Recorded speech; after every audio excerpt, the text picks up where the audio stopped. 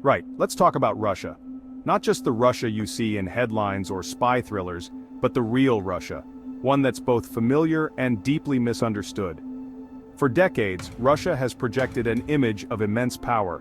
Think shirtless Putin, nuclear weapons, and endless oil fields stretching to the horizon. The world sees a nation flexing its muscles, eager to remind everyone of its place on the global stage. But sometimes the product inside the shiny box is just a sad, expired yogurt. Beneath the surface, the reality is far less glamorous, and often it's downright bleak.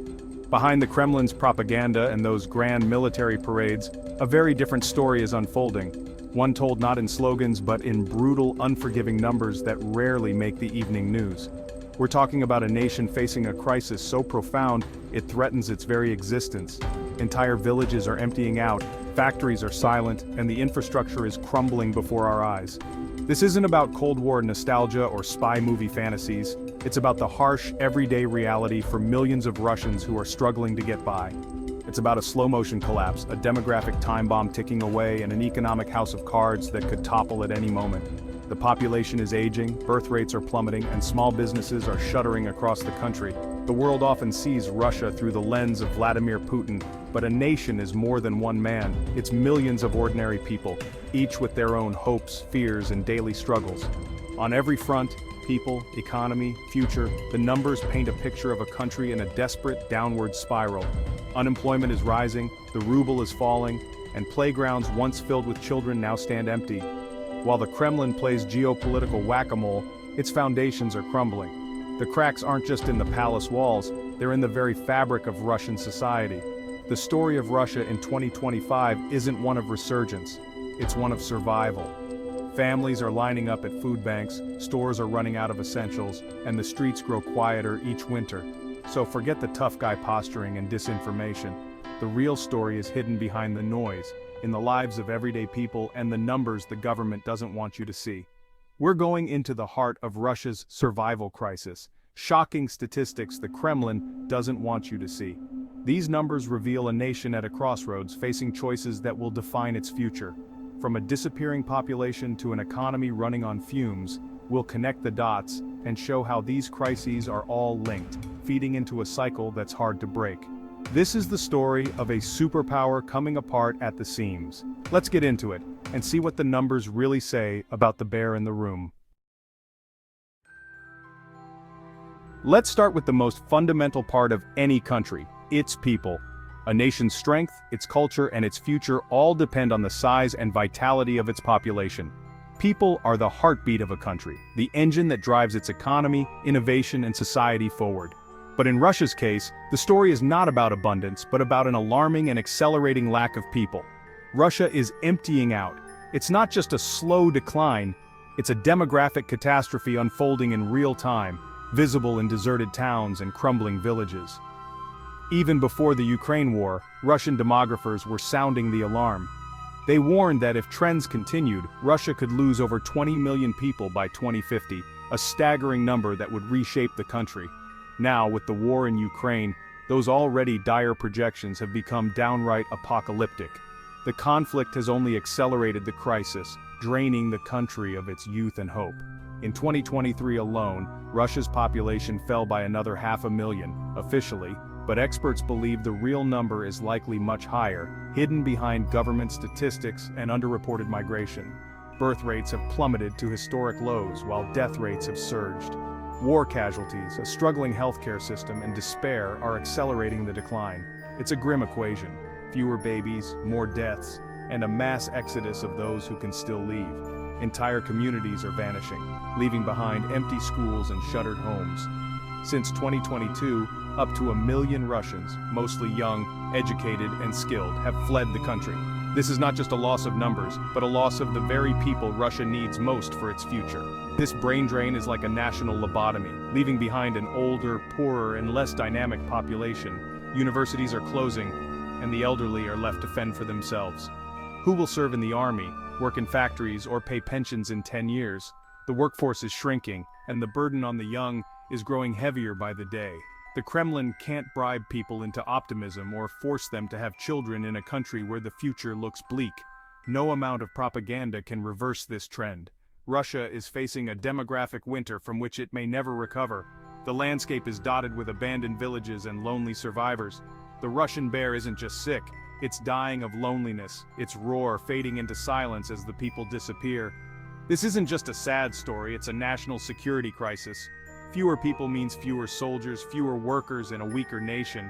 The numbers are not just statistics, they're alarm bells ringing louder every year, warning of a future slipping away. The future is vanishing before Russia's eyes, as the lights go out one by one across a once mighty nation. Now, let's delve into the intricate world of money and finance. The Russian economy is like an elaborate shell game, constantly shifting and elusive. The Kremlin insists everything is fine, pointing to stable GDP figures and claiming they've sanction-proofed the economy. They paint a picture of resilience and strength. But it's a Potemkin village, a fake facade hiding a grim reality. Behind the fresh paint lies emptiness and decay. Russia's economy is now a war economy, running on military spending and little else. The focus has shifted from consumer needs to military might. Nearly a third of the national budget goes to defense, the highest since the Soviet era. This massive allocation leaves little for other sectors. Factories churn out tanks, not consumer goods. The production lines that once served the public now serve the military. This isn't growth, it's burning your furniture to keep warm. Sanctions are biting hard, leaving families in the cold. Russia is cut off from Western tech, finance, and markets. The isolation is palpable, affecting every aspect of life. Airlines are cannibalizing planes for parts, a desperate measure to keep flying. The energy sector is forced to sell oil at steep discounts, a far cry from its former glory. Inflation is rampant, savings are eroding, and Western brands have vanished. The shelves are bare, and choices are few. The government is raiding its wealth fund to plug budget holes, but that money is finite, the reserves are dwindling. The average Russian faces a slow, grinding decline in living standards. The struggle is real and unrelenting. The Kremlin can pretend the economy is a fortress, but it's built on sand. The foundation is weak and unstable. The tide of war and isolation is washing it away, grain by grain. The erosion is inevitable. The illusion of stability is cracking. The facade is breaking under pressure. The economic clock is ticking, and time is running out. The countdown has begun. Before 2022, Russia's military was seen as the world's second most powerful. The war in Ukraine shattered that myth. Russian casualties, killed and wounded, have surpassed 500,000. The Kremlin is mobilizing prisoners and anyone it can find, turning its army into a desperate horde. The myth of advanced hardware is gone. Thousands of tanks and jets destroyed, 60-year-old tanks sent to the front. It's the military equivalent of showing up to a Formula One race in a horse-drawn cart. This disaster has drained young men, hollowed out the arsenal, and destroyed Russia's reputation as a military power. Countries that once bought Russian weapons are now looking elsewhere. The war was supposed to project strength, instead it exposed weakness. The emperor has no clothes, and his elite soldiers have no socks. The military collapse is fueling every other crisis. The bear is bleeding. Beyond battlefields and spreadsheets, a deep rot is setting into Russian society.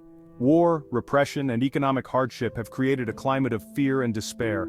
The million who fled were the cultural and intellectual heart of Russia's cities. Their departure left a void, cultural life decimated, dissent criminalized, and paranoia rampant. New laws criminalize any form of dissent, even a sad emoji can land you in jail. The social fabric is unraveling, replaced by atomization and grim survival. The Kremlin demanded loyalty but created a nation of silent, anxious strangers. The future looks bleak for those who remain. Russia is becoming one of the most isolated nations on Earth, not just from sanctions, but by choice. The Kremlin's Fortress Russia narrative has justified cutting ties and retreating into a bubble. Trade with the EU has collapsed. Russia is out of SWIFT, and hundreds of companies have left. Russia is now a junior partner to China and Iran, forced to accept whatever terms it can get. Isolation is also cultural, travel is difficult, collaboration is cut off, and the Iron Curtain is descending again. This intellectual quarantine will have long-term consequences, stagnation, and a growing gap with the world. Putin's regime thrives on the image of an external enemy, but this strategy is a dead end.